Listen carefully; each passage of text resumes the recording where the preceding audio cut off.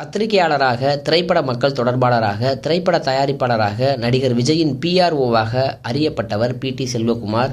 சமூக செயற்பாட்டாளரான பி.டி. செல்வகுமார் கலப்பை மக்கள் இயக்கம் அப்படிங்கிற இயக்கத்தை நடத்தி வர்றாரு. அதனுடைய 10வது ஆண்டு தொடக்க விழாவில் ஏழை பெண்கள் 10 பேருக்கு ஆட்டோக்கள் வழங்கி ஊக்குவிச்சிருக்கிறாரு. 10 ஆண்டுகளில் தன்னால் முடிந்த உதவிகளை ஏழை மக்களுக்காக செய்து வர்றாரு. 10 பேருக்கு ஆட்டோ வழங்கி ஊக்குவித்த பி.டி. செல்வகுமாரை பலரும் பாராட்டி வர்றாங்க. விஜயின் வளர்ச்சியில் மிக முக்கிய பங்கு வகித்த பி.டி. செல்வகுமார் இதுபோன்று சமூக செயற்பாட்டாளராக பலருக்கும் உதவி செய்து வருது, பாராட்டுக்களை குவிச்சு வருது. அவருக்கு விருது வழங்கணும் அப்படின்னும் சிலர்கள் கோரிக்கை வைக்கிறாங்க. விஜயின் வளர்ச்சியில் முக்கிய பங்கு வகித்த பி.டி. செல்வகுமார் தற்பொழுது விஜயோடு இருந்தால் இன்னும் நல்லா இருக்கும், விஜயின் அரசியல் பிரவேசத்தில் இன்னும் ஒரு படி மேல் போய் செய்வதற்கும் விஜயின் நற்பெயரை காப்பாற்றுவதற்கும் பி.டி. செல்வகுமார் அயராது பாடுபட்டிருக்கிறாரு. விஜயோடு அவர் இருந்திருந்தால் கரூர் சம்பவம் கூட நடந்திருக்காது.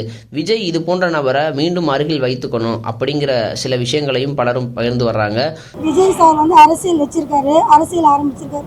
அவர் ஏதாவது பண்ணணும்னு நினைக்கிறாருன்னு வச்சுக்கலாம். அவர் நல்லது பண்ணாருன்னா அவர் கூட இவர் இருப்பார். அவர் மக்களுக்கு அவர் பண்றதுல மாற்றங்கள் இருந்தா அங்கிருந்து இவர் விலகி இருப்பார். So PT. செல்வகுமார் விஜயின் வளர்ச்சிக்கு உதவியதை தாண்டி பொதுமக்களுக்கு செய்யக்கூடிய இந்த உதவிகள் பாராட்டுக்களை குவிச்சு வருது. ஸோ இது குறித்து உங்களது எண்ணங்களை கமெண்ட் பாக்ஸில் தெரிவிக்கப்படுத்துங்க.